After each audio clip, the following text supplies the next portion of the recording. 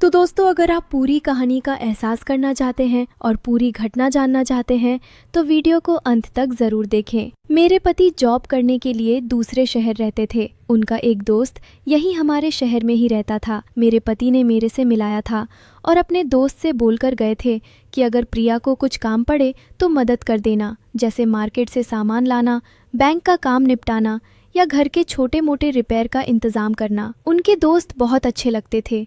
ज़रूरत पर हमारे घर का भी कोई काम कर दिया करते थे। एक दिन जब मेरे पति घर पर नहीं थे, उसका दोस्त जो हमेशा मददगार की तरह आता था। मेरा नाम प्रिया है, मेरी उम्र 28 साल है। मैं आपको अपनी पर बीती कहानी सुनाने जा रही हूँ। दोस्तों, उस दिन की बात है। उसने मेरे दरवाजे पर दस्तक दी। मैं पहले ही समझ गई थी क्योंकि वो पिछले कुछ दिनों से अक्सर घर आता रहता था। वैसे भी वो मेरे पति से काफ़ी करीबी था और परिवार की चिंता भी करता दिखता था। दरवाज़ा खटखटाया तो मैंने पूछा, कौन है? बाहर से आवाज़ आई, प्रिया भाभी, मैं विक्रम हूँ। आवाज़ सुनते ही मेरी दिल की धड़कन एकदम तेज़ हो गई। उसने पहली बार मुझे इतने गंभीर लहजे में बुलाया था और उसका बोलने का कुछ अलग ही अंदाज था, जैसे वो कुछ बड़ी बात कहने वाला हो। मैंने फ़ौरन दरवाज़ा खोल दिया। उसने पूछा, आप कैसे हो भाभी, घर सब ठीक है? सो मैंने धीरे से कहा, सब ठीक है विक्रम, लेकिन तुम्हारी आवाज़ में कुछ परेशानी लग रही है। विक्रम ने हल्की सी मुस्कान दबाकर जवाब दिया, भाभी, असल में एक ज़रूरी बात है। अमित भाई ने मुझे फ़ोन पर कहा था कि अगर कोई ज़रूरत पड़े तो मैं तुम्हारी मदद करूं। उसकी बात सुनकर मेरी सांसें अटक गई। मैं जानती थी कि वो असल में क्या कह रहा है, लेकिन मेरा मन तो परिवार की भलाई के लिए ही था। मैंने बस सर हिला दिया और वो अंदर आ गया। हम दोनों सोफे पर बैठ गए। कमरे में हल्की सी रोशनी थी। बाहर बारिश की बूंदें गिर रही थीं और उसकी आवाज़ कमरे में गूंज रही थी। विक्रम ने अपने हाथ रगड़कर गर्म किए और मेरे पास बैठ गया। उसका शरीर मेरे बिल्कुल करीब नहीं था, लेकिन उसकी बातें मेरे दिल तक उतर रही थीं। वो धीरे से बोला, भाभी, अमित भाई पुणे में बहुत परेशान हैं। उनकी कंपनी में कुछ समस्या आ गई है। उन्हें जल्दी पैसे की ज़रूरत है, लेकिन वे तुम्हें चिंता नहीं देना चाहते। मेरी सांसें तेज़ हो गई। मैंने पलकें बंद कर ली और अपने होंठ काटने लगी। विक्रम धीरे से बोला, भाभी जान, लगता है मैं सही समय पर आया हूँ। एक प्लान है जो सब ठीक कर सकता है। उसकी मुस्कान, उसकी नज़रें, सब मेरे काबू से बाहर हो रही थीं। मैं चुप थी, लेकिन अंदर से पूरा मन हिल रहा था। दोस्तों, इतनी स्टोरी आपको अच्छी लगी है तो सबसे पहले वीडियो को लाइक कर दें और चैनल को सब्सक्राइब कर दें। और दोस्तों, सब्सक्राइब ज़रूर करना, क्योंकि जो सब्सक्राइब करेगा उसकी ज़िंदगी में खुशियाँ दोगुनी हो जाएंगी।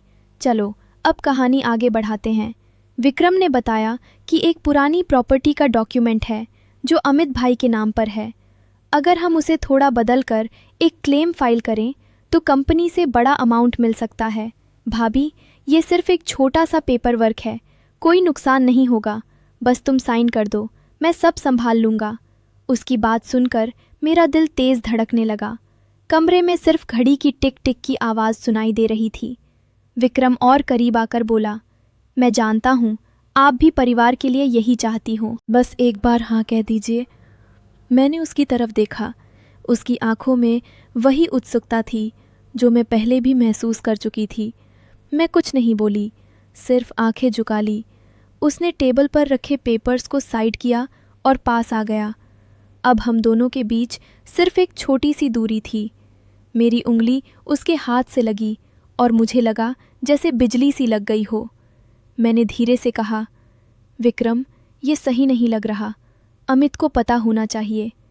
उसने मुस्कुराते हुए जवाब दिया, बस भाभी, अमित भाई को सरप्राइज़ देंगे, घर की स्थिति सुधार देंगे, तुम्हारे बच्चे का फ्यूचर सिक्योर हो जाएगा।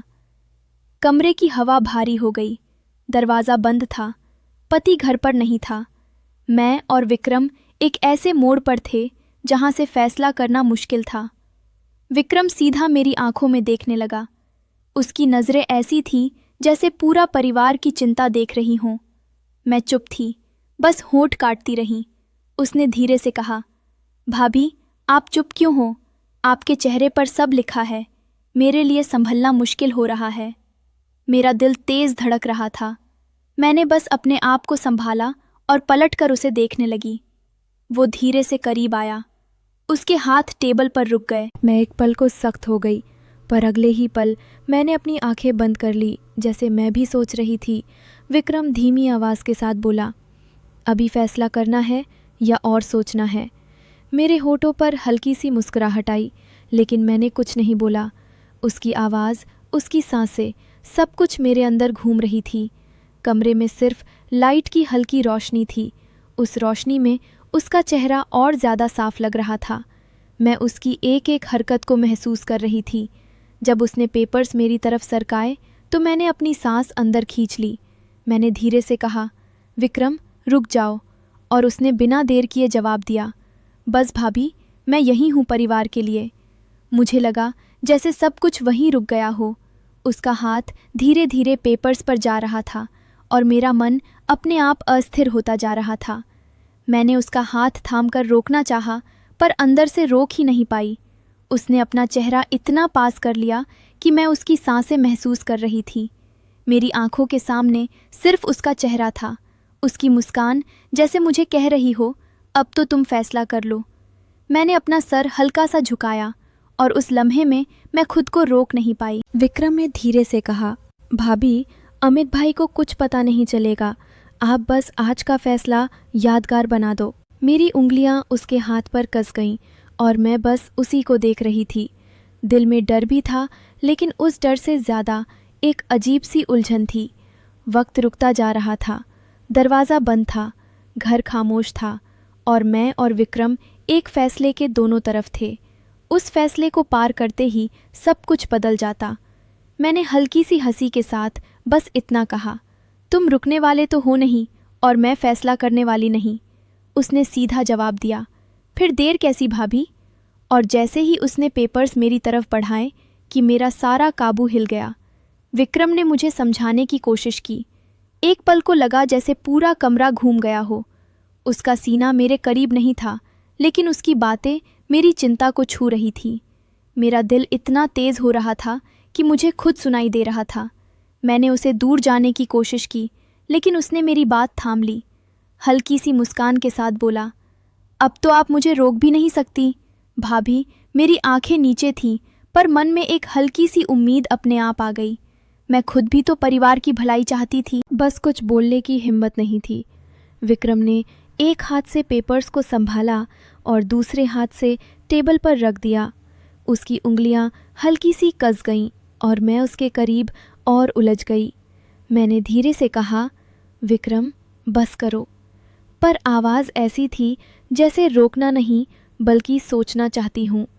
वो करीब होकर मेरे कान के पास धीरे से बोला, बस एक बार कह दीजिए हाँ, वरना मैं अब रुकने वाला नहीं। मेरी सांसें और तेज़ हो गईं। मैंने अपने होठों को दबा लिया, लेकिन गिने चुने शब्दों में ये आंखों में सब लिखा हुआ था। कमरे में सिर्फ लैंप चल रहा था।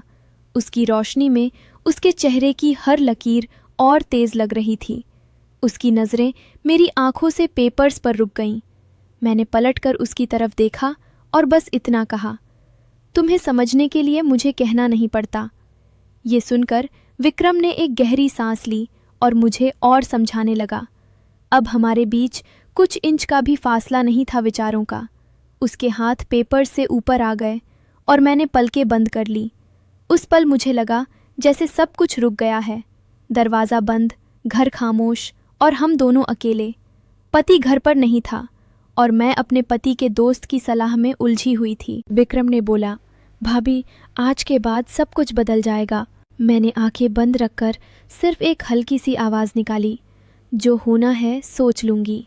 और अगले ही पल विक्रम ने एक कदम आगे लिया जहाँ से लौटना मुश्किल था। विक्रम का चेहरा मेरे बिल्कुल पास था।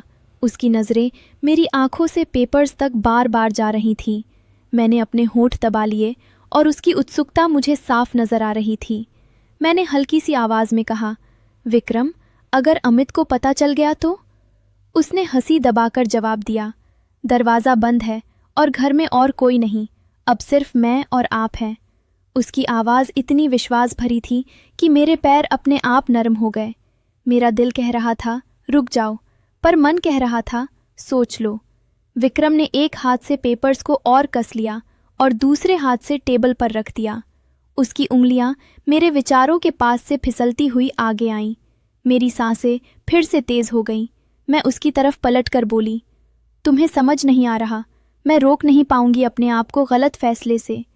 विक्रम और करीब आया और हल्की आवाज में बोला, इसीलिए तो आया हूँ, आपको सही रास्ता दिखाने। उस पल मेरी आंखें उसके चेहरे पर अटक गईं। उसका अंदाज, उसकी आवाज़, सब कुछ मुझे उलझन में डाल रहा था। मैंने अपना हाथ टेबल पर रखा जैसे दूर करने के लिए, पर वो दूर नहीं हुआ, बल्कि और समझाने लगा। उसने मेरी बात पकड़ ली और अपनी तरफ खींच लिया। अब हमारे बीच बिल्कुल भी फासला नहीं था विचारों का। उसकी सांसें मेरी चिंता को जला रही थीं। मैंने आंखें बंद करके अपना सर पीछे टिका दिया। उसने धीरे से कहा, भाभी, अब बस आप फैसला कर लो। मेरी उंगली उसके हाथ के ऊपर जा रही थी। मैं कुछ नहीं कह पाई, सिर्फ उसके करीब होती चली गई। कमरे में सिर्फ एक छोटी सी रोशनी थी और उसमें हम दोनों की सांसें तेज हो रही थीं। मैंने उसके कान के पास धीरे से कहा, जो करना है सोच लो विक्रम। विक्रम ने बस इतना कहा। फिर अब कोई रुकावट नहीं और उस लम्हे से सब कुछ काबू से बाहर हो गया। उस दिन के उस पल में लग रहा था जैसे वक्त रुक सा गया। विक्रम का हाथ पेपर से फिसलकर मेरी तरफ आ गया। उसकी उंगलियों का वो हल्का सा स्पर्श भी मेरी सांसों को हिला रहा था। मैंने उसकी तरफ देखते हुए धीरे से कहा, विक्रम, तुम्हें अंदाज़ा है ना, अगर अमित को पता चल गया तो? उसने सीधे मेरी आंखों में देखकर जवाब दिया, भाभी, जिसकी नज़र परिवार पर उठेगी उससे पहले मैं उसे समझा दूंगा। अभी सिर्फ आप और मैं, बाकी दुनिया भार में। मेरी हालत ऐसी थी कि मैं ना रोक पा रही थी और ना ही हाँ कह पा रही थी। उसकी नज़रें मेरी आंखों में थीं। विक्रम ने अपनी उंगली पेपर्स पर रखी और बोला, अब कुछ मत बोलो, बस सोचो। मेरे दिल की धड़कन इतनी तेज़ थी जैसे दिल कभी भी फट जाएगा। मैं उसके इतने करीब विचारों में थी कि उसकी सांसें मेरी चिंता को छू रही थीं। मैंने अपने होंठ धीरे से काटे और उस लम्हे ने उसकी उत्सुकता और तेज कर दी। उसने अपना चेहरा मेरी तरफ ले जाकर धीरे से कहा, अब आप परिवार की भलाई के लिए तैयार हो चुकी हो। मैं अपनी जगह बिल्कुल थम गई थी। उसकी बातें, उसका तरीका, सब मुझे अपने होश खो देने पर मजबूर कर रहा था। मैंने आंखें बंद करके बस ये कहा, जो शुरू किया है अब सोच लो। विक्रम की मुस्कान और तेज हो गई। उसने मुझे और समझाने लगा और उस दिन कमरे की वो खामोशी सिर्फ हमारी सांसों की उलझन से टूट रही थी। विक्रम ने मुझे अपनी सलाह में इस तरह कस लिया जैसे मैं उसकी योजना का हिस्सा बन गई हो। उसकी उंगलियां अब धीरे धीरे पेपर्स पर सरक रही थी और मैं बस अपनी सांस रोककर सोचती जा रही थी। मेरी हालत ऐसी थी कि मैं बेकाबू हो चुकी थी। मैंने धीरे से उसके कान के पास जाकर कहा, बस अब और इंतज़ार मत कराओ विक्रम। दोस्तों, इतनी स्टोरी आपको अच्छी लगी है तो सबसे पहले वीडियो को लाइक कर दें और चैनल को सब्सक्राइब कर दें। अगर इस वीडियो पर 50 कमेंट आ गए तो मैं इसका नेक्स्ट पार्ट लाऊंगी, तो इसलिए जल्दी से सब्सक्राइब कर लो। अब कहानी आगे बढ़ती है। उस रात मैं सो नहीं पाई। विक्रम के जाते ही मैंने अमित को फ़ोन किया, लेकिन वो व्यस्त था। अगले दिन फिर विक्रम आया। इस बार उसके साथ कुछ कागजात और थे। भाभी, कल रात तुमने सोचा होगा, अब समय कम है। मेरी सांसें फिर तेज़ हो गईं। मैंने उसे चाय बनाकर दी, लेकिन मन में तूफान चल रहा था। वो बोला, देखो भाभी, ये प्लान कितना आसान है, बस तुम साइन कर दो, पैसे आ जाएंगे और अमित भाई खुश हो जाएंगे। मैंने उसकी आंखों में झांका, वहाँ कुछ छुपा लग रहा था। मैंने कहा, विक्रम, मुझे थोड़ा समय दो, मैं अमित से बात कर लूँगी। उसने हल्की हंसी के साथ कहा, नहीं भाभी, वे परेशान हो जाएंगे, ये हमारा सीक्रेट रहेगा। कमरे में फिर वही खामोशी, मेरी दिल की धड़कन तेज़। मैं सोच रही थी कि क्या ये सही है, परिवार के लिए लालच करना। तीसरे दिन फिर वही सिलसिला। विक्रम रोज़ आता, हर बार नया बहाना। कभी कहता, अमित भाई की सैलरी रुकी हुई है, कभी बच्चे की स्कूल फीस बढ़ गई है। मेरी उलझन बढ़ती गई। एक शाम जब वो आया तो मैंने दरवाज़ा खोलते ही कहा, विक्रम, मैंने सोच लिया है। उसकी आंखें चमक उठीं, लेकिन मैंने आगे कहा, मैं नहीं कर सकती, ये गलत है। उसने मुंह बनाया, भाभी, तुम्हें क्या हो गया, कल तक तो तैयार थी। मैंने गहरी सांस ली। विक्रम, विश्वासघात कभी सही नहीं होता। अमित ने तुम पर भरोसा किया था, मैं उसे तोड़ नहीं सकती। उस पल उसका चेहरा बदल गया। वो बोला, प्रिया, तुम समझ नहीं रही, ये सिर्फ एक छोटा सा झूठ है। लेकिन मैंने अपना मन साफ कर लिया था। रात को मैंने अमित को पूरा सच बता दिया। अमित ने फ़ोन पर कहा, प्रिया, तुमने सही किया। विक्रम ने मुझे भी कुछ दिन पहले यही प्लान बताया था, लेकिन मैंने मना कर दिया था। वो खुद पैसे की तंगी में है। दोस्तों, अगले दिन विक्रम फिर आया। इस बार मैंने उसे सीधा सामना किया। विक्रम, तुम्हारा असली चेहरा अब सामने आ गया है। तुम लालच में अंधे हो गए थे। उसने कुछ कहने की कोशिश की, लेकिन मैंने रोक दिया। दोस्ती का मतलब विश्वास होता है। तुमने उसे तोड़ने की कोशिश की। अब जाओ। विक्रम सिर झुकाकर चला गया। उसके बाद अमित ने छुट्टी ली और घर आ गया।